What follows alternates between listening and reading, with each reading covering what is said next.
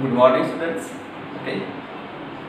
Today we are going to learn spontaneous process, or it is also known as irreversible process. Spontaneous process ला irreversible process असं सुद्धा म्हटलं जातं. Okay. तर पहा, मी काही एक्झाम्पल सांगतो तुम्हाला. सपोज आपण वॉटरचा फ्लो पाहतो. Okay. So water flows. Okay. वॉटरचा फ्लो कुठून कुठं होतं तर जनरली आपण पाहतो from higher level to the lower level. Okay. So water flows from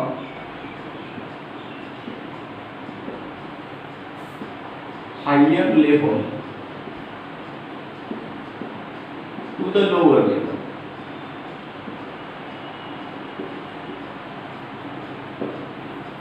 तर वॉटरचा जर हायर लेवलवरून लोअर लेवलला आपल्याला फ्लो करायचा असेल तर तो ॲटोमॅटिकली होतो. त्याच्यासाठी आपल्याला प्रेशर किंवा कुठलाही फोर्स यूज करायचं काम नाही. ओके. अशा प्रोसेसला म्हणायचं स्पॉन्टेनियस प्रोसेस किंवा इरिव्हर्सिबल प्रोसेस. ओके. म्हणजे पहा, सिंपल एक्झाम्पल पहा. आपण जर एखाद्या वेळेपाशी विहिरीपाशी गेलो. ओके. आपण पाणी घेतलं आणि असं त्याला जर सोडून दिलं तर ते खाली विहिरीत पडतं. म्हणजे हायर लेवलपासून लोअर लेवलपर्यंत पाणी स्पॉन्टेनियसली चाललं, ॲटोमॅटिक चाललं. ओके. पण आपल्याला तहान लागलेली खाली विहिरीत पाणी, त्या लोअर लेवलचं पाणी आपल्याला हायर लेवलला ॲटोमॅटिकली येत नाही. त्यासाठी आपल्याला फोर्स यूज करावा लागतो, प्रेशर यूज करावा लागतो. त्याशिवाय तो लोअर लेवलचं वॉटर हायर लेवलला येत नाही. आपण मोटर यूज करतो म्हणजे प्रेशर यूज करतो. ओके. तर ध्यानात ठेवा, वॉटर कधी हायर लेवलवर असेल तर त्याचा स्पॉन्टेनियसली फ्लो कुठं होतो, to the lower level. Okay. तशी जी प्रोसेस आहे की जी प्रोसेस ऑन इट्स ओन होते, आवड ध्यानात ठेवायचा. The process which takes place on its own is called a spontaneous process.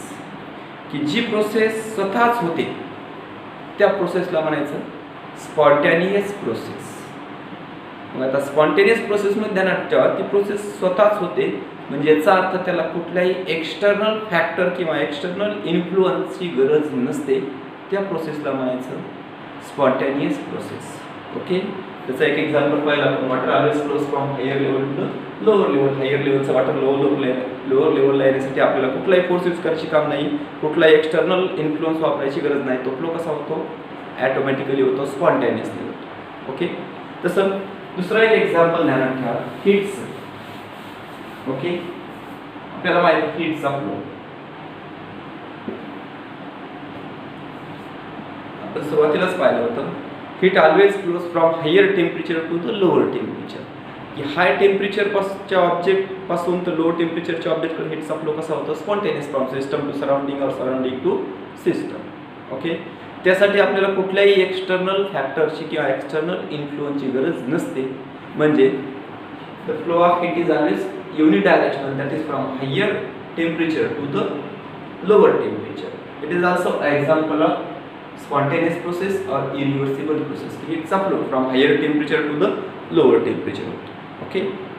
Next पहा, आता आपल्याला व्हॉट इज स्पॉन्टेनियस और इरिव्हर्सिबल प्रोसेस. की जी प्रोसेस ऑन इट्स ओन होते without any external factor, which process is called as spontaneous process. The process which takes place on its own without the external influence is called a spontaneous process. परत ध्यानात ठेवा, what is spontaneous process. The process which takes place on its own without any external influence is called a spontaneous process. Example ध्यानात ठेवा, flow of water from higher level to the lower level. दूसरा example, flow of heat from higher temperature to the lower temperature. Okay, समजलं. Next पहा, आता आपल्याला spontaneous प्रोसेसचे काही features पाहिजे. Okay. Some important points of the spontaneous process पाहिजे. तर ध्यानात ठेवा, स्पॉन्टेनियस प्रोसेस किंवा इरिव्हर्सिबल प्रोसेस जी आहे which takes place on its on.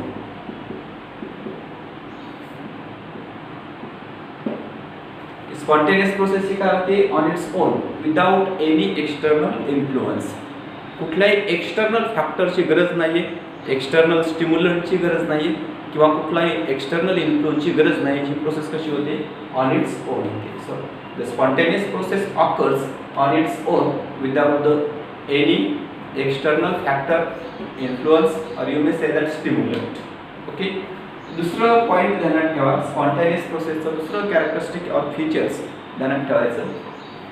It occurs in only one direction. It has only one direction. कुठलीही स्पॉन्टेनियस प्रोसेस ही एकाच डायरेक्शन होते.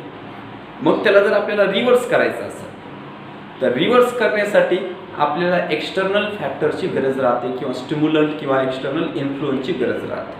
म्हणजे without any external influence spontaneous process होते. So it occurs in only one direction. कुठलीही spontaneous process ही एकाच direction होते, रिव्हर्स होत नाही. रिव्हर्स करण्यासाठी मग आपल्याला एक्सटर्नल इन्फ्लुएन्सची काय असते, आवश्यकता असते. Okay. Remember that the first feature of the reversible process is that it occurs on its own without any external help or any external influence. दूसरा, it has only one direction or it occurs in one direction only. Okay. Third, characteristic feature of the reversible process, it leads to the equilibrium.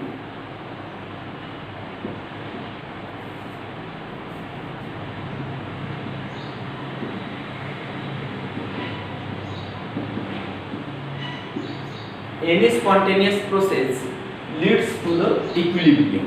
की कुठलीही spontaneous process जी आहे ती spontaneous process एकाच direction होते. आणि कुठल्या डायरेक्शन होते, so the direction of the reversible process is towards the equilibrium. कुठलीही स्पॉन्टेनियस प्रोसेस ही इक्विलिब्रियमला लीड करते. ओके. आता याचा एक्झाम्पल पहा. कन्सिडर करा, आपण दोन कंटेनर घेतले किंवा यू मे से दॅट आपण दोन सिलेंड्रिकल वॉटर कंटेनर्स घेतले. ओके.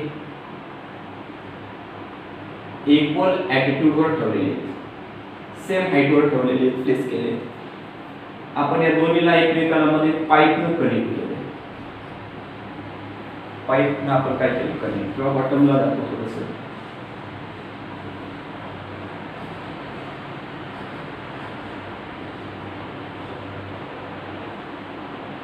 इथे आपण एक कॉर्क बसवलं. ओके. समजलं. दोन कंटेनर आहेत, दोन्हीला मध्ये पाईपनं आपण कनेक्ट केलेले, मध्ये कॉर्क बसवलेला आहे, फिट केलेला आहे. आता पहा, पहिल्या कंटेनर मध्ये आपण वॉटर फिलअप केलं.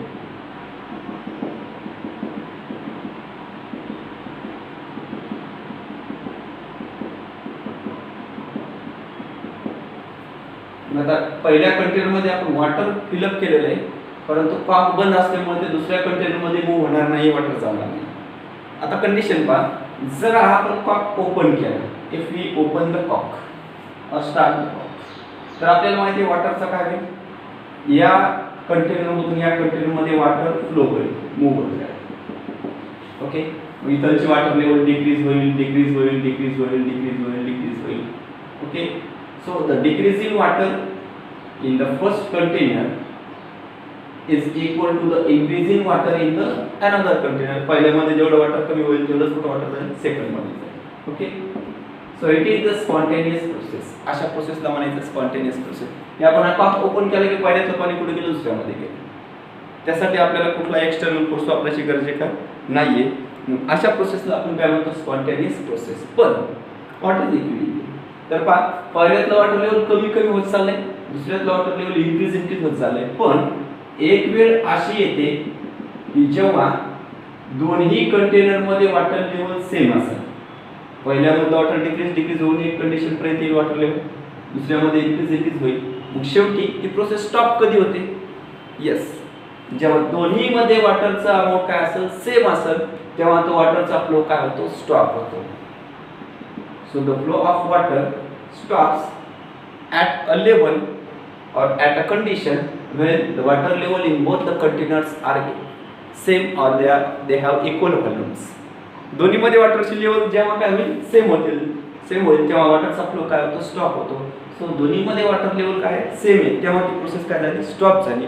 म्हणजे कुठल्याही स्पॉन्टेनियस प्रोसेसचं डायरेक्शन काय असतं, the spontaneous process tend to occur or leads to the equilibrium. कुठलीही स्पॉन्टेनियस प्रोसेस ही इक्विलिब्रियमला लीड करते. समजलं? परत पहा, हे इम्पॉर्टंट फीचर्स आहेत रिव्हर्सिबल प्रोसेस. पहिला, spontaneous process occurs on its own without any external factor or any external influence. दूसरा, spontaneous process occurs in only one direction. Okay. तीसरा, spontaneous process leads to the equilibrium. Okay. आता ध्यानात ठेवा, हे जे third point आहे, it is also the second law of thermodynamics. Second law of थर्मोडायनॅमिक्सचं ते स्टेटमेंट आहे. Okay. All the spontaneous process, त्याला आपण इरिव्हर्सिबल प्रोसेस म्हटलं, आणि परत एक नाव आहे का त्याला, it is also known as natural process. की स्पॉन्टेनियस प्रोसेस किंवा इरिव्हर्सिबल प्रोसेसला आपण नॅचरल प्रोसेस म्हणतो. ओके.